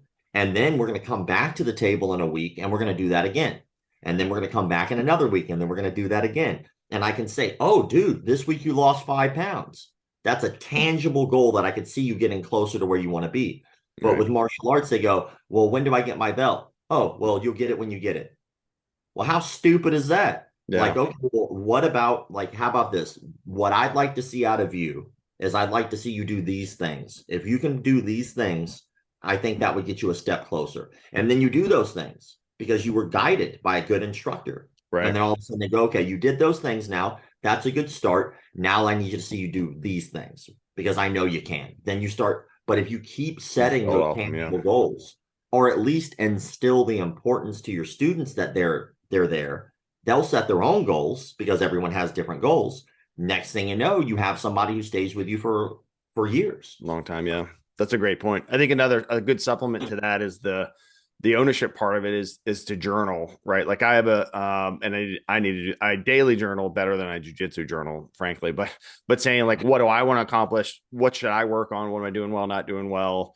I think can supplement from your instructor who's more in the know and sees you probably more objectively. Because again, like I think, oh, I'm good at this. And then I go roll with somebody else or an open mat. And I'm like, oh shit, I'm not as good as that. I thought at that thing, the reality smacks you and then, knocking it down and then also not getting caught. Like if you're having that bad week, like it's not going to last forever. And that happens to everybody. Right. So, right. Like people will say things like, I want to get better at my guard. That's not tangible. Yeah. That's you're never going to reach better at my guard because every time you come into class, you're going to get better at your guard if you practice it, right? But if you say, all right, I'm going to go spar today, and during the open mat, I want to stop 3 people from passing my guard. And go, okay, well, I can measure that. I can say, well, I stopped this white belt and I stopped this blue belt, but the purple belt crushed me. All right. And well, Right. now I have a new goal. All right, cool. We'll scrap that. Now I want to stop that purple belt from passing my guard. And Yeah. every time I show up, I can see if I did or didn't. Right. Yeah. But not having tangible goals, I think, is where most people fail. That's a great perspective for martial arts and life, frankly, which is funny how the parallels go, isn't it? Yeah, they just go together, man. Which hopefully has been a theme. I know it. You've talked about some of that before, but to talk about speaking of kind of tangible, the McDojo Life documentary, is there a new timeline for that to come out? Is there a release date or anything for that? Well, it doesn't really work that way. So when you're working on a project like that, release dates happen after purchase. Release dates happen after completion. So we're not even close to that step when it gets picked up. Gotcha. Yeah. So there are a lot of steps in between. And of course, I'm learning as I go. But when we first started, of course, it was about 6 months of preparation and planning before we were going to originally film. Okay. We did 3 months of prep. And that prep was like, all right, well, how are we going to do our campaign? When are we going to do our campaign, which was crowdfunding campaign? Mm-hmm. What tiers are we going to provide for people? What can we afford? Gotcha. Who's down and all that? So it was about 3 months of prep. Then after that, it was like, okay, well, we have 3 months of crowdfunding because it was a 90-day crowdfund, which, by the way, sucked because we had 2 major obstacles that we weren't even aware were going to be obstacles. One, there was a guy apparently on some website who was trying to do a documentary about red belts in jiu-jitsu. He raised all these funds, stole the money, and disappeared. We didn't know about that going into our project, but that came up over and over again. And all it takes is one asshole to go on there and be like, this is just like that. Like, I don't even know that guy. Right. Like, I didn't even know that thing was a thing until just now. Right. So there was a lot of people who had donated to that who didn't want to donate to another documentary because they were jaded from what he did. Right. The other thing that popped up was some douchebag on YouTube found out that we were raising funds for a martial arts documentary about frauds and cults in the industry. He took a whole bunch of clips from my Instagram page and from my social medias, did voiceover work on top of them, and put out like a 20 or 30-minute little short YouTube video and called it a documentary about frauds in the martial arts industry. That thing went 11 million views. 11 million views. All because the dude just piggybacked off of what we were doing. Right. And it was infuriating, to say the least. Now, I am happy that there is something out there that did help further and expose these frauds. So on that note, I'm extremely happy. But what it didn't do is it didn't do what we were trying to do. That's a YouTube video. Yeah. Like, we're trying to make something bigger. A legit documentary. Documentary. So it did shoot us in the foot. So we wind up only raising $20,000, even though we had backing of people like Kelly Slater. We had people like Sean Flannery. It was being talked about. Like, Rogan never talked about the documentary, but he talked about McDojo Life a lot during that time. Yeah. So like, we had all this exposure that was being overshadowed by all this other crap that had nothing to do with us. So after that, it took, I was like, all right, we crowdfunded for the 90 days. So now we're 6 months in. Then it's like, all right, well, when is everyone available to film? Because we have to remember, on $20,000 budget with a crew of 6 people, that's not a lot of money. Yeah, right. That's like maybe a couple days of filming. Right. You have to remember that also has to be edited, that sound also has to be mastered. Like, the equipment is not necessarily all of our equipment. Sometimes that's rented. I had to pay for food, had to pay for hotels, had to pay for insurance. You got to pay for a lot of things. So that money goes by like that. So we wound up going, okay, well, we were scheduled. They were available to film 3 months after. So now that would have made us like what? So 3 months, 3 months, 3 months in, right? So we're 9 months in. Gotcha. And right about a month before we were going to film, COVID happened. And it was like, well, shit. And of course, we were all told it was like 2 weeks to flatten the curve, if I remember correctly, right? It's 2 weeks. It'd be 2 weeks. That was a fucking lie. Didn't quite work out that way. Yeah, it was like a year before restrictions even thought about raising. And then we were like, oh, the restrictions are easing up in California now. Let's go ahead and start scheduling to film. Well, again, this is a production company. It's what they do for a living. So it's not like they just drop everything and go. We had to schedule it out. So we're like, all right, cool. We got the time and date. A week before we're supposed to film the second time, COVID restrictions shot back up. Yeah. All right, well, that sucks. So then we had to make a decision. We're at a crossroads. Like, look, all right, man, well, at this point, we're roughly about 2 years into the project, if not a little bit more. And it's like, well, we have other people's money. What do we do? Like, it's just sitting in an account. Like, we haven't touched it, but it's like, what do we do? They were like, well, let's just go ahead and film. Let's just go ahead and do the best that we can with what we have because we can make something good here. And we wind up working on the project. We wind up filming for 3 months, which if anybody looks at $20,000 budget, you can tell that I pulled an ass load of my own money. And then they worked for free. I worked for free. And we just like, I was able to give them that original budget, pretty much all of it. But that lasted like no time at all. So they were working for free the majority of the time. Were you able to get any sponsors on board for that part? No. Not during that part. No. Like it was, dude, during COVID, no one had money. Like during COVID, no one had anything. There were businesses closing left and right. So no one was investing in anything. Yeah. We even had an investor who was going to invest like $60,000. And right before COVID hit, he had to pull out. Yeah, he had to close 2 of his businesses.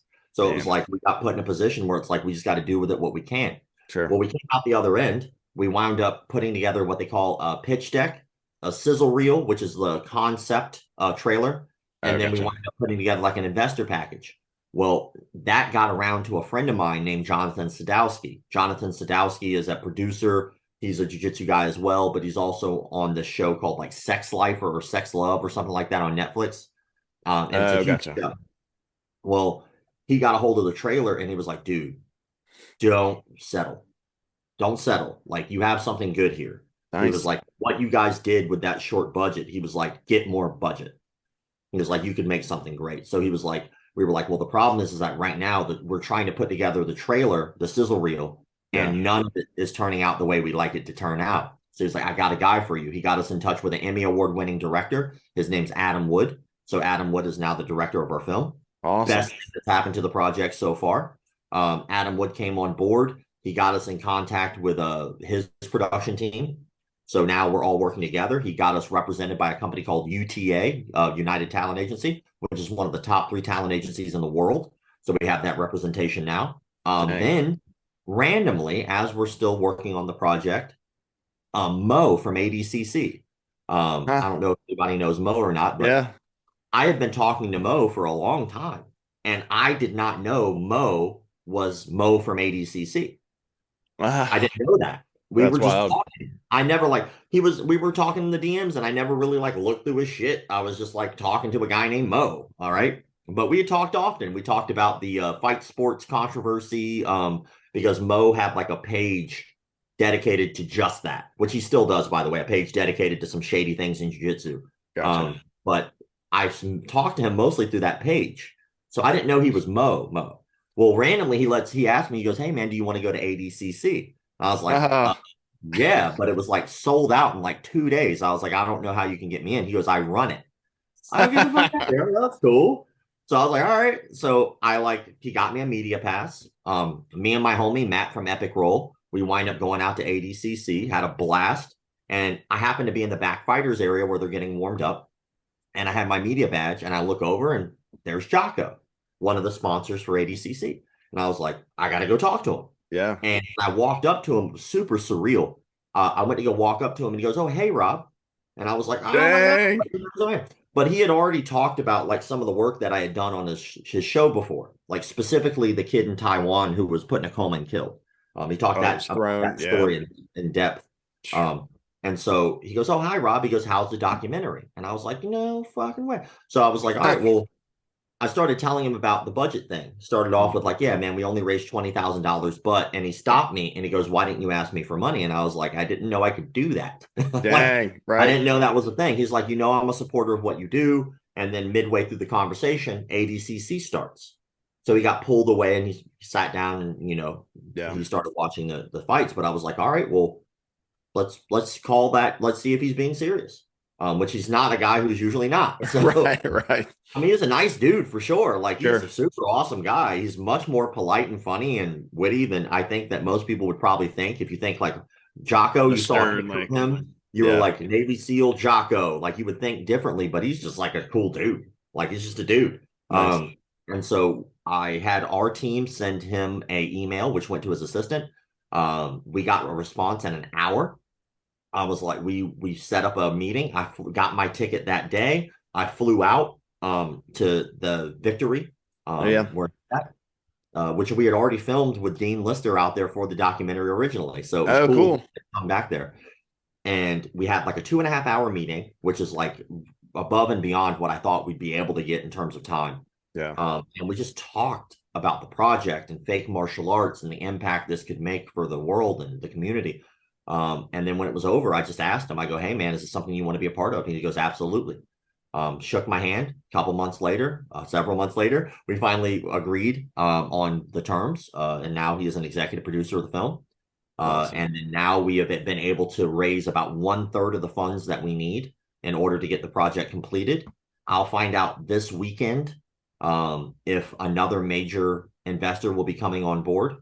And if that happens, man, we might be off to the races ASAP. But That's this great. project is extremely expensive. And what Yeah. people don't get is I don't just fly by myself with a handy cam. I have a camera crew. Yeah. Flying that equipment costs money. A ticket to Indonesia right now from where I am is roughly about $1,500, if not more. Yeah. That's for me. Now times that by 6, put all those people in hotels, feed all of them, pay for that insurance, and remember, I'm going to a cult Yeah. in the middle of the woods, in the Right. middle of nowhere in Indonesia, where they do not speak English. So I have to Security with hire you? a translator and a Gotcha. security team. Yeah, I bet. So like it gets a little more expensive than people would imagine. Yeah. Think about it on the surface, but that's just one of those trips. I have to do that like 7 or 8 more times to Wow. different places around the world where I'm confronting frauds. Like Yeah, I it's a wish I lot. could name all of them, but the stuff that we already filmed, by the way, is absolute gold. We had Good. a fraud come in to teach a seminar about fake martial arts. I filled the classroom full of martial artists from different disciplines, and this guy thought he was just teaching regular old people. New people. Um, Dang. so, It's like a sting operation. oh yeah, and then we did experiments where tried to see if I could do the same thing to other people. So I Ah, completely invented a martial art, made it up, made up staff, made up a whole bunch of quotes that don't exist, gave people titles that don't exist, like put a website up, and we hosted a self-defense seminar. And during that seminar, I just taught them stuff I learned from movies because anyone can do that. Anyone yeah. can watch Under Siege 2 and learn the wrist lock. Yeah. Anyone can watch Enough with Jennifer Lopez, Yeah. right? Anyone can watch Miss Congeniality 2. And I just taught them shit that I saw from movies to show just how easy it is to manipulate people, even though you might not have any experience whatsoever. They Right. all fell for it. I did a pressure point knockout on one of our camera dudes. Nice. And he had no martial arts experience whatsoever. I like tapped him on the forehead. He laid out. It looked like he got knocked out. They were gasping. They asked if he was okay. Just bullshit. It's just a lie. You just got to slap his neck and put his feet up. Yeah, that's what I The crossed magic. legs, man. So we after that though, I told them the truth. After the hour was over, I go, hey, I know a lot of you guys. They thought we were filming, by the way, for a demo video for future self-defense seminars. So they thought it Gotcha. was going to be a promo video. Okay. Then after the hour was over, I was like, hey, just so you guys know, that's not exactly what we're doing. What I just taught you guys for the last hour was just bullshit. And they argued with me. They were like, no, it works. I was like, no, it doesn't. I was like, it works because I told you it does. Like the wrist lock thing. I was like, Yeah. just pull your hand away. Just pull your hand away. And as I go to do it, she put like this 100-pound woman was able to Right. pull her hand out every time. And you could see on camera, I'm white knuckling my hands. I'm holding her hard. Right. And she's pulling it away every time. Or the sweep was the funniest one because the sweep doesn't work at all. Yeah. So I thought people would call me on it. They all fell down repeatedly. The guy was like, no, man, I fell. I was like, all right, let's try it again. Now just put your foot down. Push harder. Yeah. On the ground. I was like, the only reason that this worked is because I gave you parameters for it to work. Like in real life, they're going to fight you back. They're going to not let that happen to them. Yeah. And so I gave them an hour-long seminar of legit technique. I taught them rear naked choke, taught them a front kick, high covers, body Real lock. stuff, yeah. And they were sweating their ass off in that second hour. I made bet. them spar a little bit, like so they can get the feel. And they were so grateful that I did that. And it was cool. It was just a cool experiment. That seems like I was going to say that the real stuff versus fake, they could probably tell, oh, you got to put some work into this jazz before before what's practical, what's real and practical feels very different than I would imagine like, Hollywood and things, we right? even covered misconceptions, right? Like size doesn't matter. Bullshit. Yeah. Would you rather get hit by a bike or a bicycle? Yeah. Would you rather get hit by a bus or a motorcycle? Like, Yeah. it's gonna suck either way, but if I had to put money on, I'd probably rather be hit by the motorcycle than the bus. Yeah, I mean, and we hear that a lot in jiu-jitsu, right? Like the size doesn't matter. I'm like, it does. Like I know people that are better strictly at jiu-jitsu than me, but if I went like full bore, like you're not going to armbar me. Like it's not going to happen, right? And I'm not taking anything away from it. And certainly there are 100% are people way smaller than me that can choke the crap out of me that do it. Right? But to size your doesn't point, matter. if a college football player comes in and I'm like, a 2.5 year blue belt, like that's going to be a problem, right? This 240-pound top tier athletic person, and I've rolled with some big folks too, and I'm like 205, but to your point, it's like that makes a huge difference, and it's going to hurt. And if they decide to actually like punch me in the face, like I'm done. Like it's tough, It's just not the only thing that matters, right? Size sure. does matter, but there are other factors, right? Dan Inosanto calls them attributes, but it's just not the only thing that matters. But anybody who says size doesn't matter, watch any combat sport ever and ask yourself, why do they have weight classes if size doesn't matter? Yeah. It does matter. And, there's a reason Mighty Mouse didn't fight Francis Ngannou. A or big Brock reason, Lesnar, like they they didn't want to see somebody die in the ring. Or the old school, like put the keys in your hand like Wolverine claws. It's like, okay, well, what happens when that doesn't puncture this person's skin and it cuts your hand instead? Now the hand that you need to use your keys to get into your car or your house is messed up because you just lacerated the hell out of it. Like weird concepts of the things that have never really been proven by people who have never tested what they do is astonishing to me. And there's a lot of it. Yeah, for sure. Yeah. And I think that helping those folks more focus on the mindset of like, pay attention to where you are, trying to avoid those things as opposed to here's this thing, the foot stomp, the whatever, along with the keys, they're going to do this and then be like, okay, now we're going to set you up to do this with someone that's not going to let you do it. Right. And see how good. And like Rogan talked about it too. He's like, oh, you're going to bite me. Well, that's cool. What if I bite you back? And I know how to choke the shit out of you. Like it's it. But, and I think that's the biggest benefit. It sounds like not biggest, but one of the great ones from that documentary where you show them the bullshit and then you show them the real stuff of folks seeing like there's a difference and there's a reason things are in movies. And that doesn't mean some of the stuff's legit. Like Sean Patrick Flannery, for instance, he's a super legit high level guy. And so, yes, he does movies, but he knows how to do that stuff for real. Like it's not that I don't like a good, John Wick movie. And also another guy that trained, but you're not going to jump out because you watch John Wick and be able to do that, or watch some of those, here's the women's self-defense things. And it's these real light hits and taps and chops and things. And you're like, it just, the average person that really trains gets hit like that, like hundreds of times. And I have a story from one of those. I have a really interesting story. So like back when I first started McDojo Life, it was the first couple of years in, there was like this popular video that was going around that was put out by a company called Marie Claire. Big company, right? Yeah. And so they put out a women's self-defense video. And when you watched it, you were like, this is all the most ridiculous stuff I've ever seen. It's so ridiculous and outlandish. So I reached out and found out who did that. And when I spoke with her about it, because when it came out, like I posted it, a whole bunch of people started tagging her because they knew her. And then, of course, like she got backlash. And she was going to put out an apology letter that she never put out. And she was going to tell the public the truth, which was she was a fitness model. Yeah. And she got hired by them to put out a self-defense video, even though she knew nothing about self-defense. And she just made all of that up and admitted that she just made it up. And it went on this massive platform that had millions and millions of views to the women who were looking at that. And you can just go through the comment sections of people saying, I'm going to practice this. This is something I'm going to work on. And it was bonkers. It was bonkers. It's just wild to think that people could just make that stuff up. Or Gabrielle Rubin, which was one that was hired by Tech Insider. And her stuff, like she talked about in one of her videos, where if someone has mounted you, just wiggle your hips and your hip will hit them in the groin.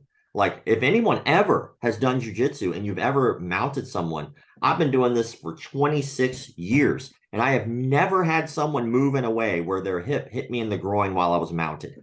ever. Because when you're mounted, you're not sitting on their hips. Right. Right. Like what are you talking about? Like, so she's just making it up and she's saying it with such arrogance and she's Right. saying it like, I know. She has no idea what she's talking about. Yeah, it's And these dangerous. self-defense gurus always kill me the most when they start talking, in fact, about sparring and sport martial arts being bad. That's ridiculous. Yeah. That's like saying, in order for me to get good at baseball, I should never actually play a game of baseball. Right. Like, oh, well, just go to the batting cage. It's all you need. Like, oh, playing a game of baseball, that's just the game. You mean the game I'm actually practicing to get good at? Right. Because fighting people in the street does have rules. People think that it doesn't. That's a big misconception. They're called laws. Right. Yeah, there are rules in a street fight. If I kill you, I go to jail. For sure. There are rules. So I don't know. People just have these weird misconceptions and they look at these self-defense gurus like they know everything, and they don't. Yeah. They're just talking out of their ass, and they never have to prove their skill because they look down at sport martial arts because they think, oh, that'll never work in the street. Try it. Go fight that guy. Right. Just because he's fighting for points right now doesn't mean he wouldn't fight to snap you in half if you really went after him. I wonder if that's what's in people's mind, is because the word sport is latched onto the front of that. They think, oh, it's just for fun, or it's this or that. You're like, cool. But I mean, and for really I would imagine any discipline, I'm just more familiar with competition, like in jiu-jitsu, and not even a lot of them, but it ramps it up a notch, right? When you go there to win your little piece of metal, but it's against a stranger and you're both going 100%, it's very different than rolling with my buddy in the gym, right? And yeah, we're going real hard, but it's just very different. It's closer to a real thing, and that's sport for points. But then when you get to these high level folks that are crazy going after it, right, working really hard, and just super hard rolling. I mean, if you throw anybody in there, that's not trained like that, it'd be a meat grinder. And I think folks are so latched on to that word sport, jiu-jitsu or sport, taekwondo or sport, whatever. Well, yeah, but they're still fast and kick you in the face, right? And there's, can still take you that. And so that's a great, I'm glad you mentioned that, because that's one thing I don't get, even within the jiu-jitsu community, right? It's like, oh, well, that's sport. And you're like, yeah, but it works, right? It's against other people that know what they're doing also. It's not like they're doing it against a brand new person they just bring out there and then they win gold. The rules of jiu-jitsu are still the same. Yeah, like, okay, sure. I need to take you down.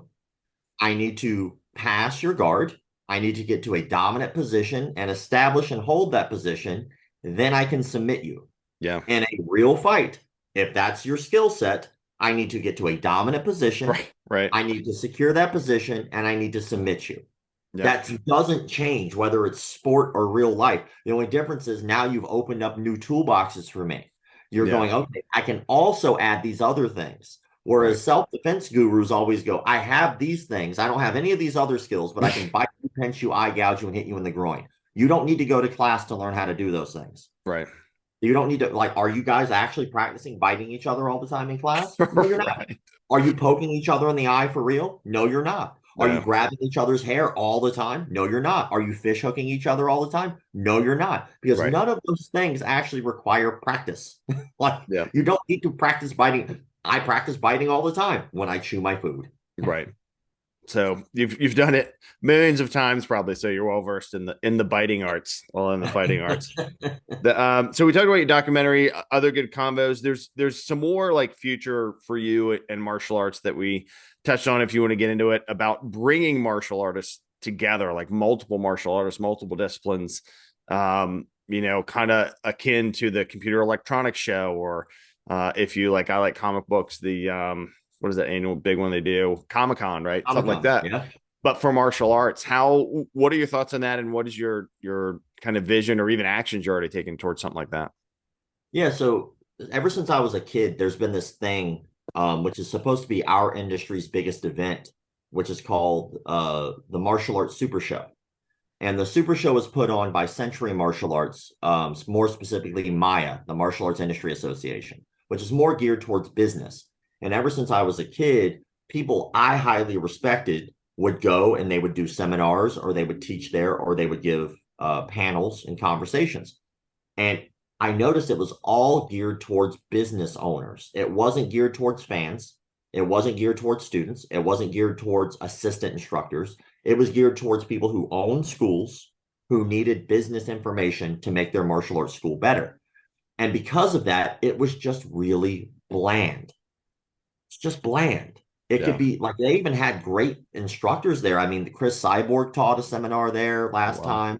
Leota Machida taught a seminar there. Over the years, people like Bill Wallace have taught seminars there. And even in terms of business, you have guys like Bill Clark and some of the figureheads of Maya. And so they had great seminars there, but they really kind of shut out 75% of their audience by just saying only business owners. And I thought this could be so much better. And over the years, I just never thought about putting anything together on my own because they still existed. That's it. They were still doing their thing. So why would I want to compete against somebody who's a powerhouse like them? Yeah. And then randomly this last year, they canceled it. Out of nowhere, they were just like, yeah, we're not doing the Martial Arts Super Show. And they rebranded it, and now they call it MayaCon, and it's now being held at the U.S. Open Sport Karate Tournament in Orlando. So now they're piggybacking off of that event. So it's becoming a much smaller convention, a little more tight-knit, but also still just geared towards the business side of things. And so when that happened, I was like, oh, man, there's a huge hole here that needs to be filled. So I got together with Matt from Epic Roll, who's the guy who makes apparel for me, but he makes apparel for everybody, man. They're a powerhouse. They're going to be the biggest apparel company in the martial arts space, I promise you. Awesome. And especially now that they just merged with Zoltan for Five Finger Death Punch, they're going to be massive. Wow. And they're already huge. And so I got with him and I was like, I have this idea. Why don't we do a Comic-Con style convention where we let everyone in, we drop the ticket price, and we put in people in a different structure rather than doing it this old way that wasn't financially viable? What if we brought in martial arts influencers, which never got brought into Maya, by the way? What about these major martial arts influencers? More companies than influencers? Yeah, say that again. Before it was more the big companies, not the individuals like you and other like influencers, you mean? Yeah. Like, why not use them? Why not get guys like Icy Mike or Ramsey Dewey or Rokas or, like anybody who's really doing it out there for the industry on social media? Why not bring people in like that and have them do signings? You can meet your influencer. You could take a seminar with them. Why wouldn't you do that? Yeah. Why not do a panel with like the guys from Cobra Kai and have them talk about That'd be awesome. Yeah. Why not do why not talk with Sean Patrick Flannery about his movies that he's done? Why not have a place where when a new martial art, like let's say hypothetically, the new John Wick was coming out, there was no place in our industry to be like, we're going to premiere a trailer here. We could do that. Why wouldn't we that do would sell out in seconds, man. Exactly. Why wouldn't we do that? And so Comic-Con's been doing that for years. When the new Marvel movie comes out, where do you think premiere? They premiere that trailer right there in Comic-Con, and people get that first sneak peek of something. Yeah. What about companies like Hayabusa did these amazing sets of gloves that all represented all the Marvel characters, right? Wow. Yeah. How awesome is that? They didn't have a platform to like launch and say, hey, we're going to do a panel about our brand new line of gloves. We're going to do it on the big stage at an event. They didn't do that. All these opportunities were just missed. How about guys who want to become stunt performers in martial arts? How do you do that? Why not have the 8711 guys come out and teach you? How about people who want to do mocap, which is the way that they set up motion capture stuff? Yeah, exactly. So that way somebody could become a stunt performer for video games. Oh yeah. Why not bring out EA Sports and have a booth there where people can play video games against their favorite UFC fighter? So all of these things were just overlooked because they only focused on one part of our industry, which is the business side. We could do that too. We can also have Maya there. We could also have Kovar Systems there. And if someone wants to learn how to open their own martial arts studio, we can have a seminar for that. Right. We can do that. We can even do physical seminars of jiu-jitsu and judo and karate and taekwondo and eskrima, whatever you want. And we can do that in a 3-day event. And from start to finish, have something different going on. Have tournaments right there on the competition, right there on the convention hall floor. Yeah. That's sponsored by a mat company where every 2 hours, a new tournament starts, an 8-man bracket. Oh, here's what combat jiu-jitsu looks like. Here's what sport karate looks like. Here's what sumo competition looks like. And have it right there where people can watch. And what about the fun stuff? Yeah. What about like the stuff that's nonsensical? The pillow fighting championship. I Nice. saw a pillow fighting championship set up a booth at a jiu-jitsu tournament, and it was packed I because it was bet. so fun. It That's didn't awesome. matter that you're not going to apply pillow fighting to street fights. Who gives a shit? It was fun. Right. And that's the whole point, is why not make it fun? So that's what we're trying to do with our event. That's cool. We've been working on it for a couple months now. We're going to be going to International Fight Week this year, me and my team. So we'll be there during International Fight Week. We're scouting locations. It'll be at an MGM hotel for sure. Nice. And then we're going to do it next year at that International Fight Week. So Oh, that gives cool. us an entire year to prep, an entire year to advertise, an entire year to gather. And then we'll be able to put some pretty amazing people in that room. That's great. John Hackelman agreed to do it. Oh, wow. Who else? Bolton for Five Finger Death Punch agreed to do it. BMAC, who was a 10th Planet Brazilian Jiu Jitsu guy, he agreed to come in and teach a seminar. That's cool. We have a slew of martial artists at our disposal to come in, and we're going to make sure that it's just a fun event for everybody. That makes me want to buy which you see a lot of videos of, those punching bag, measure how strong you can punch things, and put like 50 of them in there. I'd probably make like $50 million because everyone wants to hit them, all the videos. But yeah, man, that just sounds amazing. And probably like you, I picture like all the sponsorships you could have with all their merch everywhere, Well, and for people would love it. we even came up with a different concept for sponsorships. So, like the Martial Arts Super Show, or like most conventions, what winds up happening is you wind up sponsoring the event, and then they'll take that money and they'll, put it where they need to put it. We thought about it is, why wouldn't we break that down a little more simply? Because smaller companies who want to get their name out there, they can't afford a big package. Right. So, but you have guys out there who will show up for a hotel, for a flight, and for like $500. Get some Well, a exposure. small Yeah. company can afford that, so why not individually sponsor these people? So, like, let's say hypothetically you have like a guy like Gordon Ryan. On the other hand, he's not cheap, so Yeah. but a bigger company can afford them. So why not sponsor the individual events? Sponsor this panel, sponsor this seminar, sponsor this person. They're That's great. available. And then now every time an ad goes out that's from them, it's sponsored by that company, which gives them way more exposure than just Yeah. putting their name in a little section of a book, you know? I was gonna say that's way more actionable and better exposure than your standard tiers of sponsorship, and it's on one giant banner. And of course, the big money has giant logos, and your logo's like way down at the bottom, or just the name of it or something. That's great. And so yeah, it's like the whatever booth or the this competition sponsored by, or make sure that seems like such a great opportunity to get people to grow. Yeah, and if you're a small company, you want to get your name out there. Like, we make a banner super cheap for us, Yeah. right? You put that banner inside that seminar, and every picture and every photo has your logo in it. Yeah. Like, you want to take a picture with so and so? Well, since you're the main sponsor of so and so, you're not the main sponsor of the event. So the event logo will be, the Yeah. main sponsor will be the little ones, but yours will be the big one. That's cool. Like, even if you only paid $600, Right. like, okay, well, look, you made that particular event happen, so you are the main sponsor of Icy Mike, who will come in and teach, right? You're that guy. Yeah. So why not get that representation of your company, even if you're small? And I mean, I think it just opens up this windows of opportunity to make something that doesn't exist in our industry that damn sure should. Yeah, for sure. I agree, man. Thanks so much. I mean, and during this whole time, especially the last probably 15, 20 minutes, just thinking about again how you got started from one friend making one difference, getting you to get into martial arts, and then you putting the work in, on yourself, and changing how you do, and then getting into McDojo Life, and now influencing the world already. Really look forward to the documentary, and really seeing people's reactions and the insight that you get when that comes out. And again, this show, I'll definitely be excited to get a ticket, head out and check it out. And I thank you for giving me the opportunity, man, to talk to you and really learn. Had a great, I really appreciated this conversation. It was fun just to talk to you, let alone, hear about McDojo Life and all the stuff that you're doing. Is there kind of one message that you like to leave folks with, as far as the martial arts. So if someone's listening to this and they've heard a lot of what we talked about already, but if they're thinking about, you know what, I think I do want to try something that can kind of help them pick, would you direct them a certain way or just have them kind of just get out there? Or what do you usually leave folks with?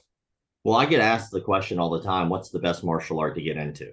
Yeah. Like it happens all the time, which is an interesting question. And the answer is the one that makes you happy. Go do the one that makes you happy. Yeah. Chances are good, unless you're a complete asshole, you're probably not getting into fist fights every day of your life. Right. Chances are good, unless you're a fighter, you're probably not going to have to get ready for a fight. So what else are you doing this for? Find a tangible goal, set your sights on it, and use martial arts as that platform and do the one that's making you happy. I could sit there and tell people, go do jujitsu. What happens if your coach is a dick and you don't want to go? Well, in your mind, that is jujitsu. That is your jujitsu experience. You will not practice it and you will not show up. So you will not be effective at it. So that means you won't be good at using it to defend yourself. But let's say you go to karate instead and you wind up going and you're practicing and you're working hard. You're going to be 10 times more effective at that than, or 100 times more effective at that than the art you don't practice at all. So the idea is do the thing that makes you happy. And as long as your instructor isn't lying to you and as long as you're getting benefit out of that program, that's the best martial art for you. That's a great point. Good way in it. McDojo Life, Instagram, Twitter, Facebook. Check it out. Reddit, all them. Reddit, yeah, on there. Any other McDojoLife.com? Do you have a .com? Do you usually work just signed a deal? Just signed a deal yesterday. Signed a deal with Zen Planner. The Zen Planner is one of those like point of sale systems for martial arts schools. Yep. And they are building my website. Oh, cool. So you're gonna have like this amazing state of the art website with all the bells and whistles to show off what Zen Planner can do. And awesome. On that website, it'll give me an opportunity because I don't like affiliate marketing, right? I think it's ridiculous. Okay, so you get this commercial space for free unless I sell something. Like that's not how any commercial works. But it'll give me a platform where like right now, all my sponsors, it's done through individual posts. Well, on the website, if you want gear, stop paying full price, get a discount.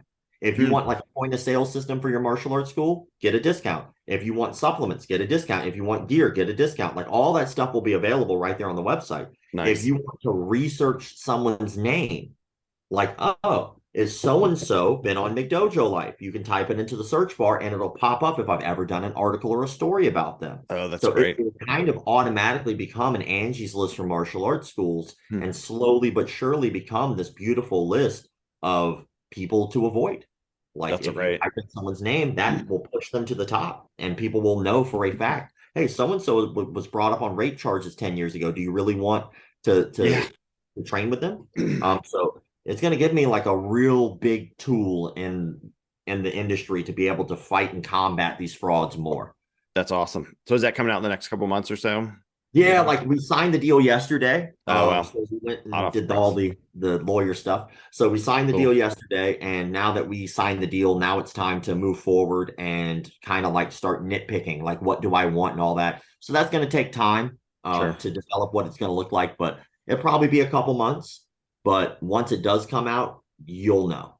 Because once you start typing in pretty much anything that goes into martial arts on Google, my website's going to be popping up. So top of the list.